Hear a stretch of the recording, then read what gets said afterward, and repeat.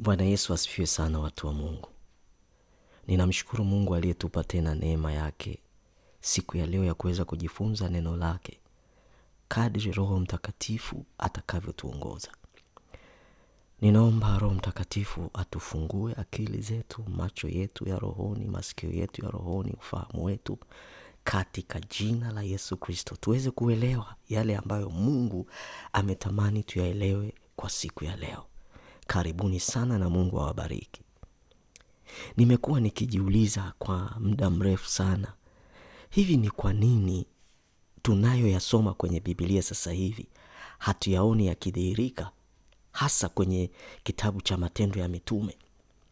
Kuna vitu vingi sana ambavyo vilishuhudiwa, viliandikwa, vilidhihirika, vilionekana, ambavyo sasa hivi tunavisoma kama hadithi, wakati Biblia inasema Mungu ni yeye yule. Roho Mtakatifu ni yeye yule jana, leo na hata milele. Mungu ni yule yule, hajabadilika. Mungu ni yeye yule jana, leo na hata milele. Ni Mungu yule yule wa Abraham, ni Mungu yule yule aliyemuumba Adam, ni Mungu yule yule wa Daudi, Mungu yule yule wa Musa, Mungu yule yule wa Bwana wetu Yesu Kristo. Yesu ni yeye yule jana, leo na hata milele. Hajabadilika. Lakini kwa nini leo tunakuwa tunasoma Biblia kama story? Haidhihiriki kwetu yale tunayoyasoma. Nimekuja nikagundua kitu kimoja. Tumemwacha Roho Mtakatifu. Siku hizi hutasikia watu wakihubiri habari ya Roho Mtakatifu sana. Hutasikia watu wakiongea Roho Mtakatifu ameniongoza, Roho Mtakatifu amesema, Roho Mtakatifu amefanya hivi. Hutasikia. Na ndio maana yale mambo yote ambayo tunayasoma hayatokei. Kwa nini? Tumewekeza kwenye vitu mbadala. Tumeamini wanadamu zaidi, watumishi kama sisi, kama mimi, kama wengine, mitume, manabii, walimu, wachungaji, wainjilisti, zaidi kuliko Roho Mtakatifu. Tumewekeza zaidi kwenye vitu, material things. Tumewekeza zaidi kwenye sijui ni mafuta, sijui ni kwenye chumvi, sijui ni kwenye unga, sijui ni kwenye nini. Tumewekeza zaidi huko. Ukiwa na kitu fulani, ukisali kanisa fulani, ukiwa chini ya mtumishi fulani, hatujawekeza kwenye kujawa na Roho Mtakatifu, kwenye kumjua Roho Mtakatifu, kwenye kuongozwa na Roho Mtakatifu. Hatujawekeza tena huko. Lakini nenda soma kitabu cha Matendo ya Mitume. Hebu leo chukua homework yako, anza kitabu cha Matendo ya Mitume, uone jinsi ambavyo Roho Mtakatifu anatajwa. Lakini sio hivyo tu, ukisoma Biblia utaona jinsi ambavyo Yesu anasisitiza kuhusu Roho Mtakatifu. Kwanza kumbuka, Yesu alisema dhambi yoyote mtu anaweza kusamehewa. Mkufuru Yesu, mkufuru Baba, yani Mungu, utasamehewa. Ukimkufuru Roho Mtakatifu, hutasamehewa. Hivi unaweza kuelewa huyo umuhimu wa huyo Roho Mtakatifu? Unajua Yesu alichukuliwa mimba kwa uwezo wa Roho Mtakatifu. Unajua Yesu kabla ya kuanza kazi alijawa na Roho Mtakatifu. Alipobatizwa tu na Yohana Mbatizaji, Roho Mtakatifu alikuja juu yake kwa upya. Roho Mtakatifu ndiye aliyemuongoza Yesu kwenda nyikani kujaribiwa. Yesu anasisitiza, anawaambia wanafunzi wake, yako mengi bado ya kuwaambia, lakini siwezi kuwaambia kwa sababu hamtaweza kuyahimili. Subirini akija huyo Roho Mtakatifu, atawapa mambo mengi sana ambayo mimi sikuwaambia. Anasema huyo Roho atawapasha habari ya mambo yajayo. Unataka kujua mambo yako yaliyopita, unataka kujua mambo yako ya sasa, unataka kujua mambo yako ya baadaye, Roho Mtakatifu anayo. Anatuambia Roho Mtakatifu atatoa kwa Baba, atatuletea. Roho Mtakatifu ndiye anayeujua moyo wa Mungu kuhusu wewe na hayo yanayokusumbua kuhusu wewe na chochote unachokiombea. Umesahau kwenye Warumi 8 anasema hatujui kuomba, lakini Roho Mtakatifu ndiye anayejua kuomba. Sisi hatujui. Sasa kama kuomba tu, tunamhitaji Roho Mtakatifu. Kuabudu, Yesu anasema saa imekuja ambayo watu hawatamwabudu tena mahali pale na mahali pale, watamwabudu katika roho. Huwezi kumfanyia Mungu ibada ya kweli bila kuongozwa na Roho Mtakatifu. Na ndio maana ibada zetu siku hizi, yawe ni makanisa ya zamani, yawe ni makanisa mapya, sijui ya kiroho, iwe sijui ni huduma gani, ibada zinafanana. Ibada zimewekwa kwa utaratibu wa kibinadamu. Ibada haziongozwi tena na Roho Mtakatifu. Yaani unajua kabisa, nikienda leo tutaimba hivi, tutaabudu hivi, tutasifu hivi, kitasemwa hiki, itahubiriwa hivi, tutaomba hivi, tutatoka. Lakini ibada inayoongozwa na Roho Mtakatifu huwa haieleweki, kwa sababu yeye ndiye anayeiongoza. Mnaweza mkaanza kwa maombi mkamaliza kwa neno, mnaweza mkaanza kwa kuabudu mkamaliza na kusifu, yaani yeye ndiye anayekuongoza. Kwa sababu gani? Yeye ndiye anayejua hiyo siku Mungu amewaandalia nini. Mafundisho tunayofundishwa, tunanyenyekea, tunakaa mbele za Mungu na kumuomba Roho Mtakatifu, tupe neno la leo. Tunafanya hivyo, tunamuomba Mungu, leo tuna ibada hii, tunafanyaje? Wako watu wengi wamekuja ibadani, wote wanamhitaji Mungu, wote wanahitaji kuona Mungu amewafanyia kitu. Kwa nini watu leo hii wanaingia kanisani wanatoka kama walivyo? Roho Mtakatifu hajahusishwa, kwa sababu yeye ndiye anayejua moyo wa kila mtu unachohitaji. Ndio maana Mungu anatuambia Roho Mtakatifu ndiye anayeweza kutufundisha kuomba. Anajua kuugua, anajua moyo wa Mungu unataka nini. Bwana Yesu asifiwe. Ukisoma Biblia, maneno machache ambayo nimeyasoma yanayomwongelea Roho Mtakatifu. Ukisoma Yohana 14, Injili ya Yohana 14:26. Yohana 14:26 inasema, lakini huyo msaidizi, huyo Roho Mtakatifu ambaye Baba atampeleka kwa jina langu, atawafundisha yote na kuwakumbusha yote niliyowaambia. Unataka kumjua Mungu, unataka kufundishwa habari za Mungu, Roho Mtakatifu. Hata yale aliyosema Yesu umeyasahau, Roho Mtakatifu. Yohana Mbatizaji anasema, mimi ninawabatiza kwa maji, lakini ajaye nyuma yangu anawabatiza kwa Roho. Ubatizo wa Roho Mtakatifu unasisitizwa leo, unaongelewa leo makanisani. Unapewa kipaumbele cha kwanza kama ambavyo Yesu aliupa kipaumbele, kwa sababu Roho Mtakatifu ndio kila kitu. Hivi unajua kwamba Roho Mtakatifu ndiye mratibu wa ufalme wa Mungu? Roho Mtakatifu ndio mwendeshaji wa kila kitu. Maombi yako hayaendi kwa Mungu kama hayajapita kwa Roho Mtakatifu. Hupokei chochote bila Roho Mtakatifu kukipeleka, kukipokea na kukileta kwako. Yeye ndiye anaprove kwamba wewe upate au usipate. Ndio maana unaambiwa ukimkufuru hutasamehewa. Mungu atusaidie. Yesu akawaambia wanafunzi wake, Roho Mtakatifu atakapokuja msianze kuhubiri, subirini kwanza Roho Mtakatifu aje. Roho Mtakatifu atakapokuja ndio mtaweza kuhubiri. Hakuna miujiza, hakuna ufunuo.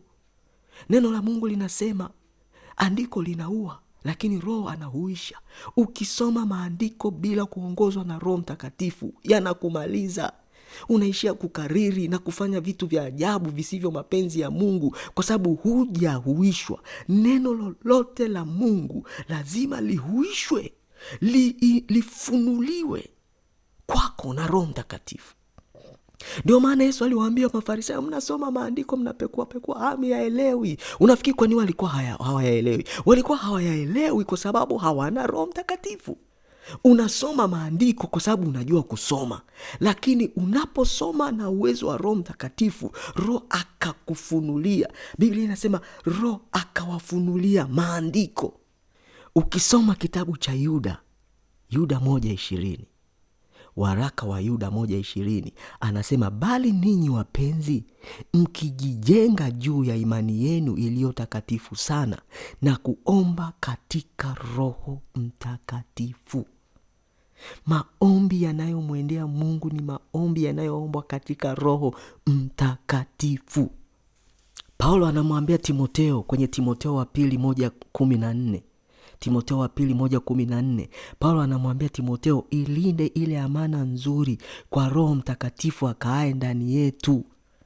Kile kitu ambacho Mungu amekiweka ndani yetu, ule utumishi Mungu alioweka ndani yetu, huo utumishi hauwezi kulindwa bila kuwa na Roho Mtakatifu.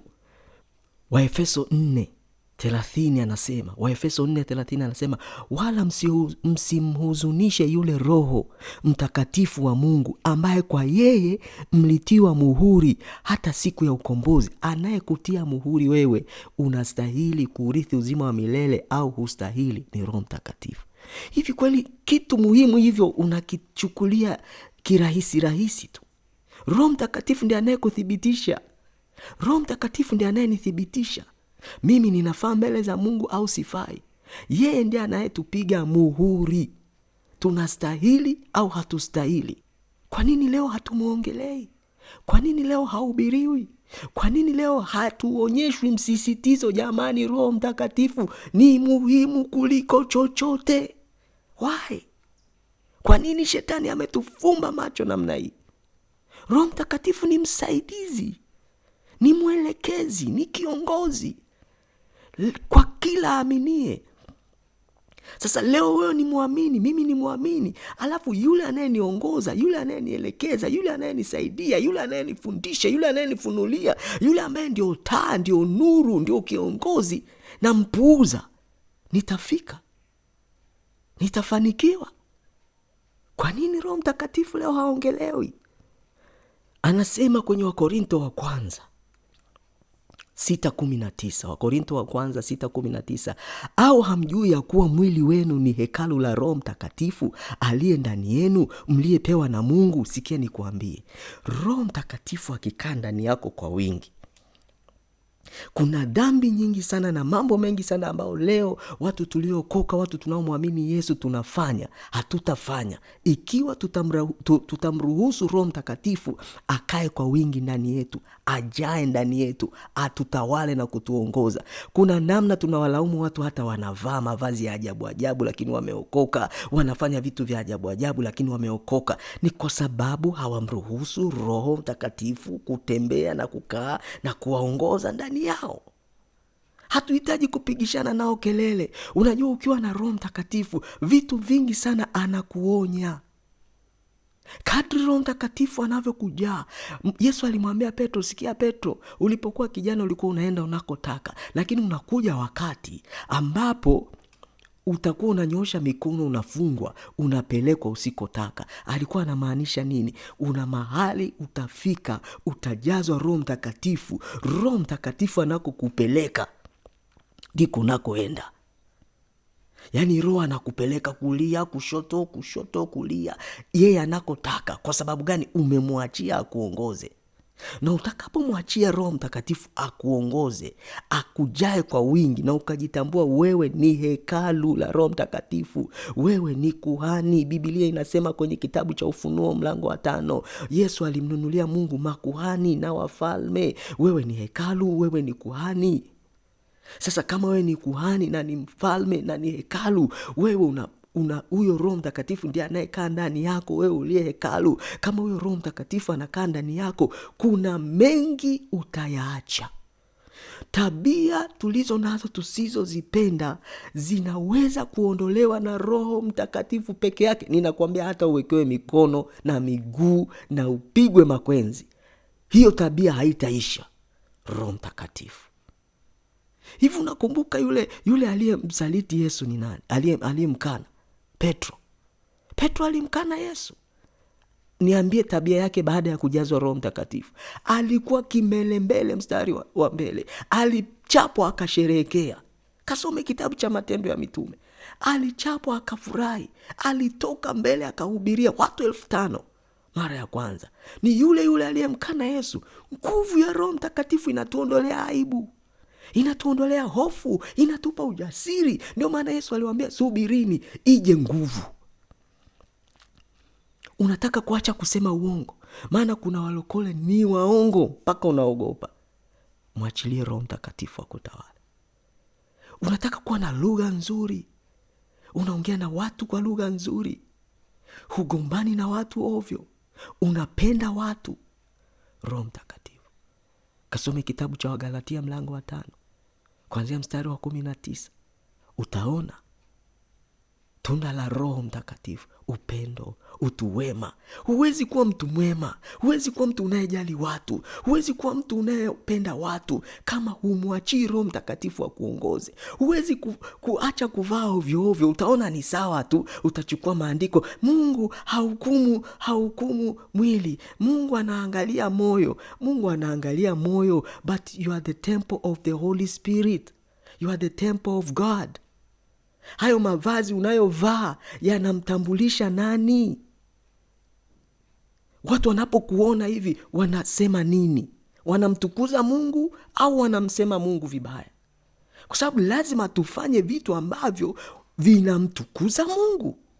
Kwa nini ufanye vitu ambavyo watu badala ya kumtukuza Mungu wanamsema Mungu wako? Hivyo ndio vitu ambavyo Roho atakusaidia kwamba hiki unachofanya kitamfanya Mungu atukanwe. Hatuko hapa kumfanya Mungu atukanwe. Tuko hapa kumfanya Mungu apendwe, Mungu aabudiwe, Mungu asifiwe, Mungu aaminiwe, Mungu atukuzwe na kila kiumbe.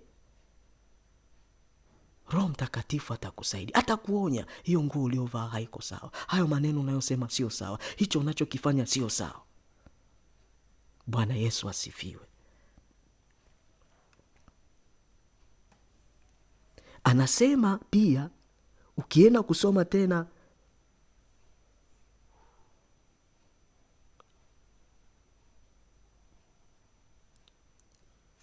Warumi 15:9. Warumi 15:9 inasema, kwa nguvu za ishara na maajabu katika nguvu za Roho Mtakatifu. Unashangaa siku hizi viwete hawatembei, unashangaa siku hizi mabubu hawaongei, unashangaa siku hizi vipofu hawaoni, unashangaa siku hizi hamna miujiza ya magonjwa kupona. Mimi wakati ule nimeokoka miaka ile ya 90, nilikuwa nimeshuhudia sana miujiza. Lakini imekuwa inaenda inapungua. Yaani miujiza ya sasa hivi ni nimenunua gari, sijui nimeenda Ulaya, nimejenga nyumba, biashara yangu inafanyika vizuri. Mimi sijakataa. Yesu amesema enda naye tupa faida ya kufanikiwa. Lakini we need supernatural miracles. Miujiza ambayo shetani mwenyewe hawezi. Wewe unaona habari ya Musa? Musa alitupa fimbo yake chini ikawa nyoka. Wale wachawi nao wakatupa fimbo zao chini zikawa nyoka. Ni nini kilichotokea? Nyoka wa Musa aliwala wale nyoka wa wachawi. Kwamba shetani anafika mahali, anafika mwisho, hawezi tena. Walijaribu wale wachawi kufanya ishara na wao, walifika mwisho. Na ndicho Mungu alichotaka kuwaonyesha wana wa Israeli na Misri. Hebu ngoje niwaonyeshe uungu wangu. Mimi nafanya hivi. Wakajaribu. Ya Musa ikawa zaidi. Wakafanya hivi, wakafika mwisho. Muujiza nafikiri ni 3, hawakuweza tena. Sasa tunahitaji hizo nguvu. Wewe leo unashuhudia, mimi sikatai, ni sawa, shuhudia, umenunua gari, umejenga nyumba, sijui biashara imefanikiwa, hivyo vitu vya sawa. Lakini mimi nikisoma Biblia toka mwanzo mpaka mwisho, sijawahi kuona mtu anaomba hela, anaomba utajiri. Lakini wote walifanikiwa kwa kadri Mungu alivyotaka wafanikiwe, kwa sababu walikaa kwenye nafasi zao. Kaa kwenye nafasi, utapata unavyohitaji. Kwani rais huwa anaomba chakula? Kwani rais huwa anaomba ile escort na msafara na ving'ora? Haombi. Ni vitu anavyopewa kutokana na kwamba yuko kwenye nafasi yake. Kaa kwenye nafasi yako ya mbunge. Akikaa kwenye nafasi yake ya ubunge, anapokea stahiki za ubunge. Kuna namna hawezi kukamatwa ovyo na polisi. Kuna namna anaheshimiwa, akipita airport anapita zile VIP. Kuna vitu vinakuja tu automatically. Why? You are in your position. Kaa kwenye nafasi yako, utavipata. Ndio maana huoni Daudi akiomba utajiri, huoni Suleiman akiomba utajiri, huoni Abraham akiomba utajiri. Abraham alikuwa tajiri hata kabla Mungu hajamuita. Lakini kwa sababu alikuwa hana baraka ya Mungu, huo utajiri wake haukuwa na baraka. Ndio maana Mungu anaambia wewe ni tajiri, lakini njoo nataka kukubariki. Kwa hiyo leo tunashuhudia vitu ambavyo ni kawaida ya ufalme wa Mungu kuwa navyo. Bwana Yesu asifiwe. Leo kasome kitabu cha Matendo ya Mitume. Watu walikuwa watoaji, hawakutaka kuona wenzao waliookoka wanateseka. Nina mashamba 3 nitampa moja mwingine. Wakapeleka watu wasipungukiwe, watu wasiwe na uhitaji. Hivyo vitu leo haviko kanisani. Kwa nini? Roho Mtakatifu.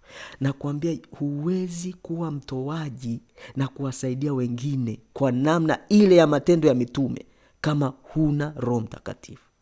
Roho Mtakatifu ndiye anayeweza kukuongoza kufanya vitu kama vile. Sasa hivi tunafundishwa ubinafsi. Mimi. Ulicho nacho sio cha kwako, ni cha ufalme wa Mungu. Ukiwa kwenye kingdom ya Mungu, tuna share. Tulivyo navyo ni vya ufalme, ni vyetu wote. Sisi ni warithi pamoja na Kristo. Alichorithi Kristo ndicho na sisi tunarithi. Kwa hiyo sio vyetu. Ndio maana tukifa hatuondoki navyo. Na vile unavyoviacha, hata watoto wako wanaweza wakaja wakanyang'anywa wakapewa watu wengine. Kwa sababu gani? Havikuwa vyako. Hasa leo tunaishia kushuhudia, nimenunua gari, nimejenga nyumba, biashara yangu. Kweli?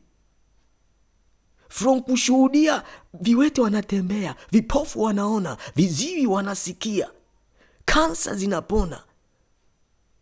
Kweli? Wafu wanafufuka. Tunabaki kushuhudia, nimenunua gari.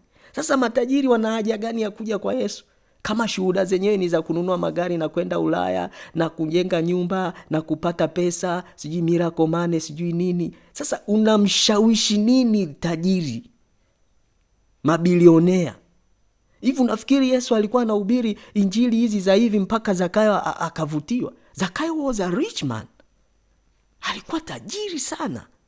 Lakini kuna kitu alikuwa amepungukiwa, ambacho hicho kitu alikisikia kwa Yesu tu. Ni kitu kisichonunulika kwa fedha. Akasema no, huyu Yesu leo nataka nimsikie. Yesu akamwambia mimi nakuja, sio unanisikia, nakuja kwako leo. Akakubali kulipa wote aliowadhulumu mara 4. Injili iliyojaa upako wa Roho Mtakatifu inabadilisha hata matajiri, inabadilisha hata wakuu wenye kila kitu, wenye uwezo wote, wenye fedha, wenye mamlaka. Wakisikia injili iliyovuviwa na Roho Mtakatifu, wanabadilika, mioyo yao migumu wanabadilika. Lakini leo tunahubiri injili ya malengo fulani. Tunajua kabisa watu wanapenda mafanikio, utajiri. Tunahubiri utajiri. Wewe utajiri huo utajiri ndio tabia ya Mungu. Vitu vyote vilivyojaa duniani tuliumbiwa sisi. Kaa kwenye nafasi yako. Hubiri injili ambayo yule bilionea akiisikia atasema nimepungukiwa. Nina hela, ninaweza kununua chochote ninachotaka, ninaweza kwenda popote ninapotaka, ninaweza kufanya chochote kinachoweza kufanywa na fedha, lakini nimepungukiwa. Na kinachoweza kuziba huu upungufu ulio nao ni huyu Yesu tu ninayemsikia anahubiriwa. Ni hii injili tu ninayosikia inahubiriwa. Hii inaweza ikanipa amani ipitayo akili zote. Hii inaweza kunipa upendo wa tofauti. Hii inaweza kunipa kusamehe wote walionidhulumu na walionifanyia vituko. Hii inaweza kuleta neema na furaha na amani kwenye ndoa yangu, kwa sababu nina fedha, nina kila kitu, lakini sina familia yenye amani, sina ndoa yenye amani. Sijawahi kufurahia ndoa, sijawahi kufurahia kuwa na watoto. Tuna pesa, tuna kila kitu, lakini hatuna amani. Ni mvurugano, ni nini? Hiyo injili iko wapi siku za leo? Injili itakayowavutia matajiri wa hii nchi, matajiri wa hii dunia, wenye mamlaka, viongozi wa hii dunia, wakasema kweli hii aina ya uongozi nayoongoza napaswa kubadilika. Hivi wewe unamhubiria rais kuwa tajiri? Anahitaji injili ya tofauti, ya kufanya ule moyo wake mgumu kulainika. Haleluya, haleluya, haleluya. Na hiyo injili ni injili iliyojawa na Roho Mtakatifu. Ndio maana Paulo hapa anawaambia kabisa Warumi kwamba kwa nguvu za ishara na maajabu, katika nguvu za Roho Mtakatifu, hata ikawa tangu Yerusalemu na kando kando yake mpaka Iliriko, nimekwisha kuihubiri injili ya Kristo kwa utimilifu. Injili iliyokuwa na ishara na nguvu na maajabu. Haleluya, haleluya. Anasema maana ufalme wa Mungu si kula wala kunywa. Warumi 14:17. Warumi 14:17. Maana ufalme wa Mungu si kula wala kunywa, bali ni haki na amani na furaha katika Roho Mtakatifu. Umeona vitu anavyoleta Roho Mtakatifu: haki, amani, furaha. Hivyo vitu uvipati. Achana na hii furaha ya kunywa pombe na kukaa na wenzako na kucheka. Hiyo ni furaha ambayo ukirudi nyumbani ukikaa imeisha. Imeisha. Lakini kuna furaha inakaa ndani yako siku zote unapomruhusu Roho awe ndani yako. Furaha ambayo hainunuliki, hailetwi kwa akili za kibinadamu. Bwana Yesu asifiwe sana. Haleluya, haleluya. Na siku hizi upendo wa wengi umepoa. Nafikiri ni kwa nini? Roho Mtakatifu. Kwa sababu Roho Mtakatifu ndiye anayemimina upendo ndani yetu. Kwa sababu Warumi 5:5, kitabu cha Warumi 5:5 kinasema, na tumaini halitahayarishi, kwa maana pendo la Mungu limekwisha kumiminwa katika mioyo yetu na Roho Mtakatifu tuliyepewa sisi. Tunaanza, jamani, mbona watu wanachukiana? Tena sio wanachukiana huko duniani, makanisani watu wanachukiana. Kuna kusengenyana, kuna kufitiniana. Makanisani watu wanafanya kampeni kabisa, fulani hafai kwenye uongozi wa idara fulani, fulani hafai, tumtoe tu nini. Watu wanachukiana. Unasali na mtu, sio unasali, unaimba naye kwaya moja, huongei naye, umemchukia, hujamsamehe. Makanisani watu hawasameheani, watu hawapendani, watumishi kwa watumishi watu hawapendani. Upendo umepoa. Ni kwa nini? Ule upendo wa Roho Mtakatifu haupo, kwa sababu hatumruhusu Roho atuongoze. Biblia hapa tumesoma kwenye Warumi 5:5 kwamba upendo wa Mungu unamiminwa ndani yetu na Roho Mtakatifu. Kama hatumruhusu huyo Roho Mtakatifu kumimina huo upendo, chuki lazima iwepo makanisani. Halafu tuache kusema unajua Biblia ilisema wakati wa mwisho upendo wa wengi utapoa. Sawa, upendo wa wengi utapoa, lakini kumbuka haupaswi kupoa kwako wewe unayejua kweli. Unapaswa kupoa kwa wale wasio ijua kweli. Wewe unayejua kweli ulishaonywa kwamba upendo utapoa. Kwani upoe? Na ulishaonywa. Umeshaonywa, jamani, mvua inanyesha. Iko hapo inanyesha. Alafu unatoka ili uleo unasema unajua walisema mvua itanyesha, kwa hiyo ubebi mwavuli. Bwana Yesu asifiwe sana. Roho Mtakatifu. Yaani ukisoma Matendo ya Mitume 4:8 unaona ndipo Roho akijaa Roho Mtakatifu akawaambia.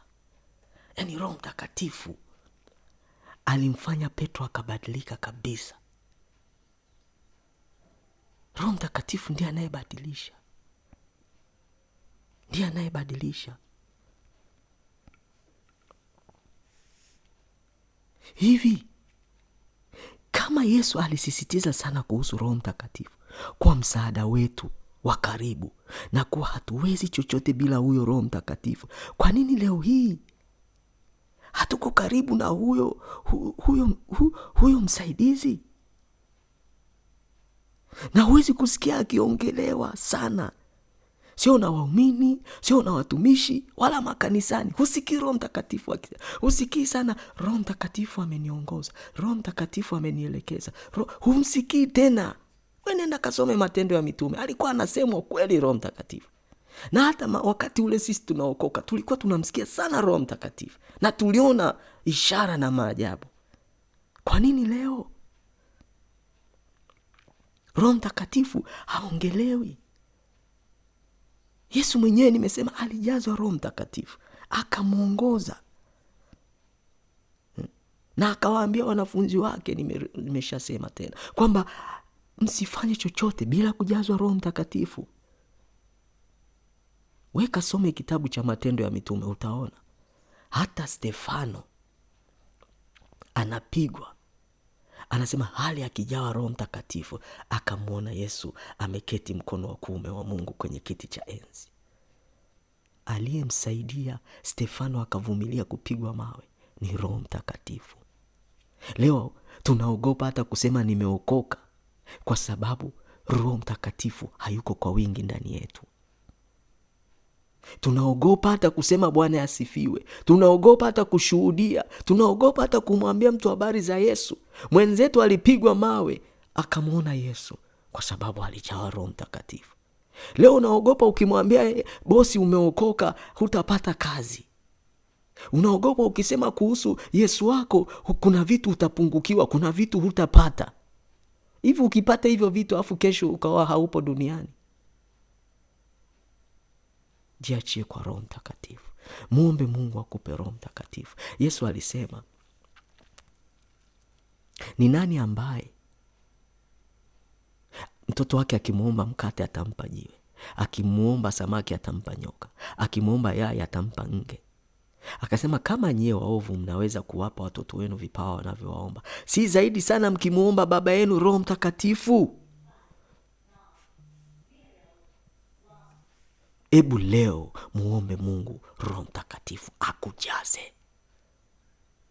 Mwambie Mungu, mimi sio kitu, sijui kuomba, siwezi kuomba, sijui chochote. Kama hadi kuomba Roho Mtakatifu ndiye anayenisaidia, ina maana hayo maombi yote ninayoomba nalalamika hayajibiwi, ni kwa sababu Roho Mtakatifu hakuhusika. Kwa sababu Roho Mtakatifu ndiye anayeleta mzigo wa kitu. Unakuta unapewa mzigo wa kitu kuomba, huombi, unaanza kuombea vitu vyako. Kumbe Roho Mtakatifu anakuongoza vya kuombea kwa wakati huo. Ni kwa nini hatumjali Roho Mtakatifu? Je, watu wamekuwa na msaada sana kuliko Roho Mtakatifu? Leo mitume, manabii, wainjilisti, walimu kama sisi, wachungaji, watumishi wa Mungu ndio wamekuwa na nafasi ya Roho Mtakatifu. Ndio maana tunatamani kuwa karibu nao kuliko kuwa karibu na Roho Mtakatifu ambaye anapaswa kuwa ndani yetu kwa sababu sisi ni hekalu lake. Mungu atusaidie. Roho Mtakatifu ndio kila kitu. Ndio maana Yesu alisema, ukimkosea Yesu atakusamehe. Ukimkosea Baba wa mbinguni Mungu atakusamehe. Lakini Roho Mtakatifu dhambi yake haisameheki. Usimkufuru, usimdharau, usimzimishe. Yeye ndiye amepewa mamlaka yote. Yeye ndiye amepewa kila kitu. Yeye ndiye anaratibu. Yaani Mungu anasema, Yesu anasimamia, Roho ndiye anayetekeleza. Ndio maana hata kuzaliwa kwa Yesu Roho alihusika kuanzia mimba mpaka mwisho. Na ameondoka akasema, sasa namleta huyo Roho ili naye aanzishe kanisa na kulimalizia. Aanze na wewe unayemwamini Yesu aliyekufa na kufufuka mpaka huyo mtu atakapoenda mbinguni. Yeye ndiye anayekutia muhuri wa Roho Mtakatifu. Yeye ndiye anayekupiga muhuri kwenye paji la uso. Nenda kasome kwenye Ufunuo. Roho Mtakatifu. Hasa huyo mtu kweli kitu muhimu hivyo unakiacha tu, unakipuuza. Unaona kuwa karibu na aina fulani ya mtumishi kwenye huduma fulani ndio bora. Roho Mtakatifu yuko na wewe kila mahali. Mungu akusaidie. Mungu anisaidie na mimi nisimwache Roho Mtakatifu, nisimuhuzunishe Roho Mtakatifu, katika jina la Yesu Kristo wa Nazareti aliye hai. Mungu, ninaomba yule ambaye ana uhitaji wa kujazwa Roho Mtakatifu, mjaze katika jina la Yesu, mjaze katika jina la Yesu, mjaze katika jina la Yesu. Mungu, ulisema hatutakuomba Roho Mtakatifu kaacha kutuzuia. Ulisema huyo ndio msaidizi, hatuwezi lolote bila Roho Mtakatifu. Roho Mtakatifu, Roho Mtakatifu, shuka ndani yetu, shuka ndani ya kila mmoja anayesikiliza mafundisho haya, katika jina la Yesu Kristo, katika jina la Yesu Kristo, katika jina la Yesu Kristo. Ninaomba Roho Mtakatifu mjae kila mmoja aliyefungua moyo wake kwako na anakuhitaji. Muongoze, mwelekeze mpaka ile siku Bwana Yesu atakapokuja kulichukua kanisa lake. Amen.